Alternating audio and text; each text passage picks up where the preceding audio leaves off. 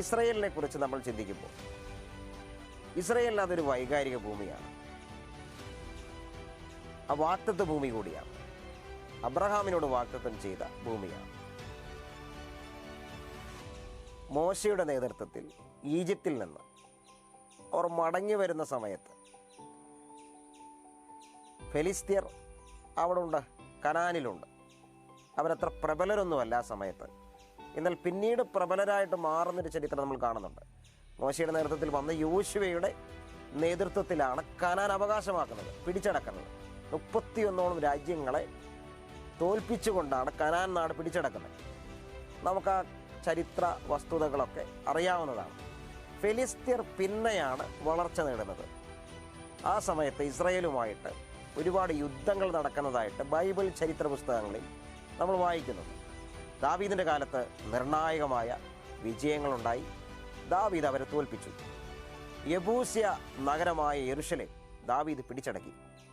എന്ന് മാത്രമല്ല, ദാവീദ് യെബൂസ്യനായ അരവനയോട് വിലയ്ക്ക് വാങ്ങിയ ഭൂമി അവിടെ ഉണ്ട്.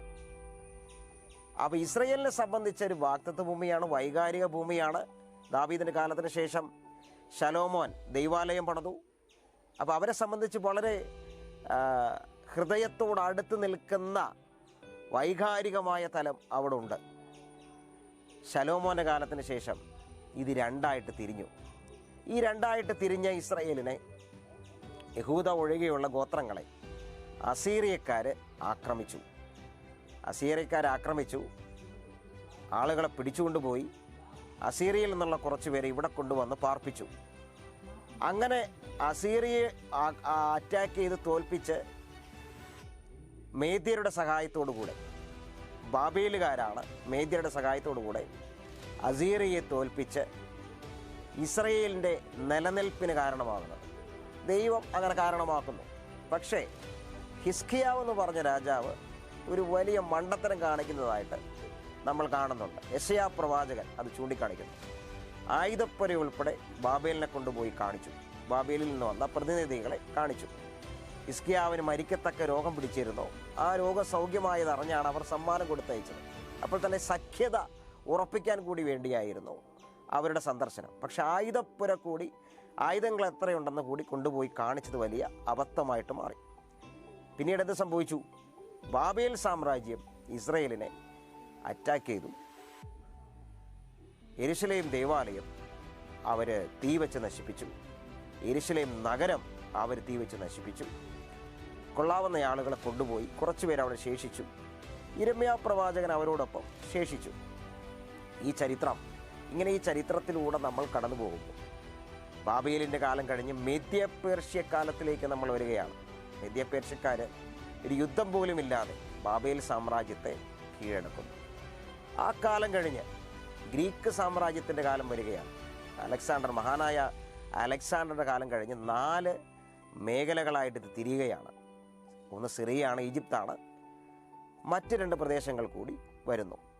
സിറിയയുടെ കീഴിൽ വരുന്നു ഏഷ്യൻ രാഷ്ട്രങ്ങളും, അതുപോലെ തന്നെ മറ്റു ഭാഗങ്ങൾ, ഏഷ്യയുടെ മറ്റു ഭാഗങ്ങളൊക്കെ സിറിയയുടെ കീഴിൽ വരികയാണ്. സെലൂക്കസ് ഭരണാധികാരികളാണ്. സെലൂക്കസ് എന്ന സൈന്യാധിപൻ്റെ കീഴിലാണ് ഈ സിറിയൻ ഭാഗം വരുന്നത്. പിന്നെ സെലൂക്കസ്മാർ തുടരുകയാണ്. സെലൂക്കസ് 1-ാമൻ 2-ാമൻ അങ്ങനെ തുടരുകയാണ്. ടോളമി ഈജിപ്തിലെ അലക്സാണ്ട്രിയ ആസ്ഥാനമാക്കി ഫലസ്തീനൊക്കെ അവരുടെ അധീനതയിലാണ് വരുന്നത്. ആ ഭാഗങ്ങളെ ടോളമി ഭരിച്ചു. പിന്നെ ടോളമി 1-ാമൻ 2-ാമൻ 3-ാമൻ 4-ാമൻ വരികയാണ്. അങ്ങനെ 4-ാമൻ്റെ കാലമൊക്കെ ആകുമ്പോഴേക്കും അല്പം ഒരു സമാധാനം കൈവരുന്നുണ്ട്. മറ്റ് 2 ഭാഗങ്ങൾ കൈകാര്യം ചെയ്യുന്നവരുടെ പേര് ലിസിമാക്കസ് എന്ന സിസാണ്ടർ എന്നുമാണ്. അപ്പോൾ ഈ 4ആയിട്ട് തിരിഞ്ഞ ഗ്രീക്ക് സാമ്രാജ്യത്തിൽ സിറിയ അങ്ങ് ശക്തിപ്പെടുന്നു. സിറിയൻ ഭരണാധികാരികൾ സെലൂക്കസുമാർ ശക്തിപ്പെട്ട് ഈജിപ്തിനെ ആക്രമിച്ച് കീഴടക്കുന്നു. അലക്സാണ്ട്രിയ ആസ്ഥാനമാക്കി യെരുശലേമൊക്കെ അധീനപ്പെടുത്തിയിരുന്ന ആ പലസ്തീനെ അവരാക്രമിച്ച് കീഴടക്കുന്നു. അതിനെ തുടർന്നാണ് BC 175 മുതൽ 164 വരെയുള്ള കാലയളവിൽ അന്ത്യോക്യസ് എപ്പിഫാനസ് എന്ന് പറഞ്ഞൊരു ഭരണാധികാരി, അദ്ദേഹം ദൈവാലയത്തിൽ നിന്ന് കൊള്ള ചെയ്ത് ആ ആലയത്തിൽ യാഗപീഠങ്ങളെ എന്ന് പറഞ്ഞാൽ റോമൻ ദേവൻ്റെ യാഗപീഠത്തെ കൊണ്ടുപോയി ഇരുത്തുകയാണ്. ശൂന്യമാക്കുന്ന മ്ലേച്ഛത വിശുദ്ധ സ്ഥലത്ത് നിൽക്കുന്നു എന്ന് ദാനിയേൽ പ്രവാചകൻ പറഞ്ഞ പ്രവചനമൊക്കെയാണ് അവിടെ നിവൃത്തിയാകുന്നത്. ഇതിനിടയിൽ മറ്റൊരു കാര്യം ഞാൻ പറയാൻ വിട്ടു. ബാബേൽ സാമ്രാജ്യം ആക്രമിച്ച് യെരുശലേം ദേവാലയം തീവച്ച് നശിപ്പിച്ച് യെരുശലേം നഗരം നശിപ്പിച്ച് കളഞ്ഞ് ആ കാലത്തിന് ശേഷം മെദ്യപേർഷ്യക്കാലം വരികയാണ്. സൈറസിൻ്റെയൊക്കെ കാലം, കോരശൻ്റെ കാലം. ആ സമയത്ത് കോരശൻ്റെ കാലം മുതൽ ദാര്യാവേശിൻ്റെ കാലം വരെയുള്ള ആ കാലത്ത് ആലയം പണിയുവാനും മതിൽ പണിയുവാനൊക്കെയുള്ള അനുമതി കിട്ടി. അവരത് പണിയുകയാണ്. അതങ്ങ് മുന്നോട്ട് പോകുന്നു. ഗ്രീക്കുകാരുടെ കാലം വരുന്നു. ആലയം അവർ പണിതു. ആലയത്തിൻ്റെ പ്രതിഷ്ഠയൊക്കെ നടത്തുന്നത് നമ്മൾ എസ്രായുടെയും പുസ്തകത്തിൽ, നെഹമ്യാവിൻ്റെ പുസ്തകത്തിൽ ആ ചരിത്രങ്ങൾ പറയുന്നുണ്ട്. എന്നാൽ ഗ്രീക്ക് സാമ്രാജ്യത്തിൻ്റെ കാലം വരുന്നു. സിറിയൻ ഭരണാധികാരികൾ ശക്തരാകുന്നു. അതങ്ങനെ മുന്നോട്ട് പോകുമ്പോഴാണ് നമ്മുടെ റോമൻ സാമ്രാജ്യം ഉദയം ചെയ്യുന്നത്. റോമൻ സാമ്രാജ്യം ഈ സിറിയൻ സെലൂക്കസ് ഭരണാധികാരികളെ തോൽപ്പിച്ച് പലസ്തീൻ ഉൾപ്പെടെയുള്ള യെരുശലേം ഉൾപ്പെടെയുള്ള സ്ഥലങ്ങൾ അവരധീനപ്പെടുത്തി. അങ്ങനെ അധീനപ്പെടുത്തി ജൂലിയസ് സീസർ, ആൻറ്റിപ്പേറ്റർ എന്ന് പറഞ്ഞ എദോമിനായിട്ടുള്ള ആളെ ഇതിൻ്റെ ചുമതലക്കാരനാക്കി. ആൻറ്റിപ്പേറ്റർ തൻ്റെ മക്കളായ ഫസലിനെയും ഹെരോദാവിനെയും 2 പ്രവിശ്യകളായിട്ട് 2 സ്ഥലങ്ങളിലായിട്ട് അധികാരം കൊടുത്തു. എന്നാൽ BC 37 ജൂലിയസ് സീസർ BC 44 കൊല്ലപ്പെട്ടു. BC 43 ആൻറ്റിപ്പേറ്ററും കൊല്ലപ്പെട്ടു. ബ്രൂട്ടസ് അടക്കമുള്ളവരാണ് ജൂലിയസ് സീസറെ കൊന്നത്. മാർക്ക് ആൻ്റണിയും ഒക്ടേവിയൻ സീസറും അത് തിരിച്ചു പിടിക്കുകയാണ്. തിരിച്ചു പിടിച്ചതിന് ശേഷം ഹെരോദാവിനെയും ഫസലിനെയും അവർ സ്ഥിരപ്പെടുത്തുന്നു. കുറച്ചുകൂടി കഴിഞ്ഞ് ഹെരോദാവിന് മാത്രമായിട്ട് ആ അധികാരം കൊടുക്കുന്നതായിട്ട് നമ്മൾ കാണുന്നു. അപ്പോൾ ഈ ചരിത്രം ഇങ്ങനെ മുന്നോട്ട് പോവുകയാണ്. ഇതിങ്ങനെ മുന്നോട്ട് പോകുമ്പോൾ യേശുക്രിസ്തു ഇതിൻ്റെ ഇടയ്ക്ക് ലോകത്തിൽ വന്നു, മരിച്ചു, അടക്കപ്പെട്ടു, ഉയർത്തെഴുന്നേറ്റു. യേശുവിൻ്റെ ശിഷ്യന്മാർ ക്രിസ്തുമാർഗം പ്രചരിപ്പിച്ചുകൊണ്ടിരിക്കുന്നു. ക്രൈസ്തവരും വലിയ പീഡനങ്ങളോട് കടന്നു പോകുന്നു. AD 65 ശേഷം AD 67 അടുക്കുമ്പോൾ നീറോ ചക്രവർത്തിയുടെ കാലമാണ്. നീറോ ചക്രവർത്തിയുടെ കാലത്ത് പൗലോസും പത്രോസൊക്കെ രക്തസാക്ഷിയായ സമയമാണ്. നീറോയുടെ സൈന്യാധിപനായിട്ടുള്ള വെസ്പേഷ്യനെ താൻ യെരുശലേം പിടിക്കുവാനായിട്ട് അയക്കുകയാണ്. അവർ AD 67 യെരുശലേമിൽ വന്നു. അങ്ങനെ യെരുശലേമിൽ വന്നു 13 ലക്ഷത്തിലധികം യഹൂദന്മാരെ കൂട്ടക്കൊല ചെയ്തു എന്നാണ് ചരിത്രം. വെസ്പേഷ്യൻ തുടങ്ങി വെച്ചു. നീറോ ആ സമയത്ത് ആത്മഹത്യ ചെയ്യുന്നു. AD 68 നീറോ ആത്മഹത്യ ചെയ്യുന്നു. വെസ്പേഷ്യൻ നീറോ മരിച്ചതറിഞ്ഞ് ചക്രവർത്തി ചുമതലയേൽക്കുവാൻ തിരിച്ചുപോയി. അങ്ങനെ തിരിച്ചുപോയിട്ട് ടൈറ്റസിനെ, തൻ്റെ പുത്രനായ ടൈറ്റസിനെ ബാക്കി ചുമതലകൾ ഏൽപ്പിച്ചുകൊണ്ടാണ് അദ്ദേഹം പോകുന്നത്. അപ്പോൾ ഈ കൂട്ടക്കൊല തുടരുകയാണ്. 1 ലക്ഷത്തിൽ താഴെയുള്ള ആളുകളെ അടിമകളാക്കി ഇവരുടെ രക്തം കൊണ്ട്, എന്ന് പറഞ്ഞാൽ റോമൻ പടയാളികൾ യഹൂദന്മാരുടെ ശവശരീരം രക്തത്തോടുകൂടെ വലിച്ചെറിഞ്ഞ് ഗലീല തടാകം ചുമന്നു എന്നാണ് ചരിത്രത്തിൽ നമ്മൾ കാണുന്നത്. അങ്ങനെ AD 70 യെരുശലേം ദൈവാലയം തീവച്ച് തകർത്തു. യെരുശലേം നഗരം ചുട്ട് ചാമ്പലാക്കി. AD 73 ബാക്കിയുള്ള മസാദ പോലുള്ള നഗരങ്ങൾ കൂടി അവർ പിടിച്ചു. മസാദ പിടിക്കുന്നതിന് മുമ്പ് ബാക്കിയുണ്ടായിരുന്ന യഹൂദന്മാർ പരസ്പരം വെട്ടി, ഒരാൾ ഭാര്യയെയും കുഞ്ഞുങ്ങളെയും കൊന്നു. എല്ലാ പുരുഷന്മാരും അങ്ങനെ ചെയ്തു. ശേഷിച്ച 10 പേരെ ഒരാൾ കൊന്നു, ബാക്കി വന്നയാൾ ആത്മഹത്യ ചെയ്തു. അങ്ങനെ എല്ലാവരും ആത്മഹത്യ ചെയ്തു. ഇവരുടെ പിടിയിൽ അകപ്പെടാതിരിക്കേണ്ടതിന് ആത്മഹത്യ ചെയ്തു. അപ്പോൾ AD 70 മുതൽ 73 വരെയുള്ള കാലം നമ്മൾ പഠിക്കുമ്പോൾ യെരുശലേം ദൈവാലയം ചുട്ടു തകർക്കപ്പെട്ടു, നഗരം കത്തിച്ചാമ്പലാക്കി, അവർ കയ്യേറി. ഇവരെന്ത് ചെയ്തു? ലോകത്തിൻ്റെ പല സ്ഥലങ്ങളിലേക്ക് പ്രവാസികളായിട്ട് ചിതറിപ്പോയി. ഇത് ആവർത്തനം 28 പ്രവചനം അവിടെ ഉണ്ട്.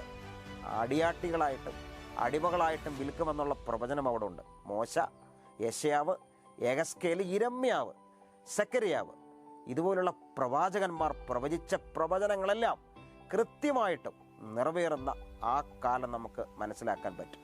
ലോകത്തിൻ്റെ എല്ലാ ഭാഗങ്ങളിലേക്കും ചിതറിപ്പോയ അവർ നമ്മുടെ നാട്ടിലേക്കും എത്തി. ഇതിൻ്റെ ഇടയ്ക്ക് സംഭവിച്ചൊരു കാര്യം, ക്രിസ്ത്യാനിത്വം അതിൻ്റെ പ്രാരംഭ ദിശയിൽ തുടങ്ങിയ ആ സഹിഷ്ണുതയും ആ സ്നേഹവും ക്ഷമയും എല്ലാം മറന്ന് ഒരു റോമൻ സമ്മിശ്ര മതമായിട്ട് അത് മാറുകയാണ്. തിയോഡേഷ്യസ് ചക്രവർത്തിയുടെ കാലത്ത് ഇത് ഒഫീഷ്യൽ റോമൻ സാമ്രാജ്യത്തിൻ്റെ മതമായിട്ട് മാറുന്നു. പിന്നെ ഇത് 2ആയിട്ട് തിരിയുകയാണ്. അദ്ദേഹത്തിൻ്റെ 2 മക്കളായ ഹൊനേറിയനും ആർക്കിഡിയോസും അവർക്ക് റാവന്ന കേന്ദ്രമാക്കിയും കോൺസ്റ്റാന്റിനോപ്പിൾ കേന്ദ്രമാക്കിയും ഈ സാമ്രാജ്യം വിഭജിച്ച് അത് രണ്ടായിട്ട് തിരിയുന്നു. ഇതിങ്ങനെ മുന്നോട്ട് പോകുകയാണ്. യഹൂദന്മാരുടെ പീഡനം ആ സമയത്ത് തുടരുകയാണ്. ഇതിങ്ങനെ മുന്നോട്ട് പോകുകയാണ്. AD 10-ാം നൂറ്റാണ്ടിലൊക്കെ വരുമ്പോൾ ഇന്നസെൻ്റ് മാർപ്പാപ്പ പറയുന്നൊരു കാര്യം, നമുക്ക് കുരിശുയുദ്ധങ്ങളുടെ കാലം ആസന്നമായി. കുരിശുയുദ്ധങ്ങൾ നടക്കുകയാണ് പിന്നെ യെരുശലേമിന് വേണ്ടിയുള്ള. ഇന്നസെൻ്റ് മാർപ്പാപ്പ പറയുന്നത്, പലസ്തീനിലേക്ക് പോയി നമ്മുടെ ശത്രുക്കളെ നമുക്ക് കൊല്ലേണ്ട ആവശ്യമില്ല, ഒരു യഹൂദനെ കൊന്ന് നമുക്ക് നമ്മുടെ ആത്മാവിനെ നേടാമെന്ന് പറയുന്നു. യൂറോപ്യൻ രാജ്യങ്ങളിലെല്ലാം കടുത്ത യഹൂദ പീഡനം കൃത്യമായിട്ട് നടക്കുകയാണ്. എന്ന് മാത്രമല്ല, ഇതിനിടയ്ക്ക് ഇസ്ലാം ഉദയം ചെയ്ത് ഖലീഫമാരുടെ ഭരണം നടക്കുകയാണ്.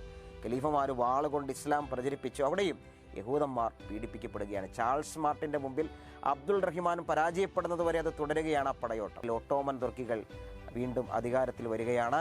അവർ റോമൻ സാമ്രാജ്യത്തെ കംപ്ലീറ്റ് ആയിട്ട് അവസാനിപ്പിക്കുകയാണ്. AD 476 ബാർബേറിയന്മാർ ഒരു ഭാഗത്തെ അവസാനിപ്പിച്ചു, ബാക്കിയുള്ള ഭാഗത്തെ ഒട്ടോമൻ തുർക്കികൾ അവസാനിപ്പിച്ചു.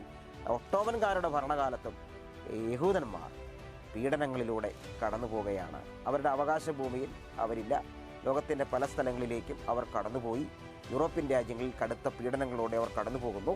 അങ്ങനെ മുന്നോട്ട് പോകുന്ന ആ കാലം കഴിഞ്ഞ് ഒരു 20-ാം നൂറ്റാണ്ട് 19-ാം നൂറ്റാണ്ടൊക്കെ കഴിഞ്ഞ് നമ്മൾ വരുമ്പോൾ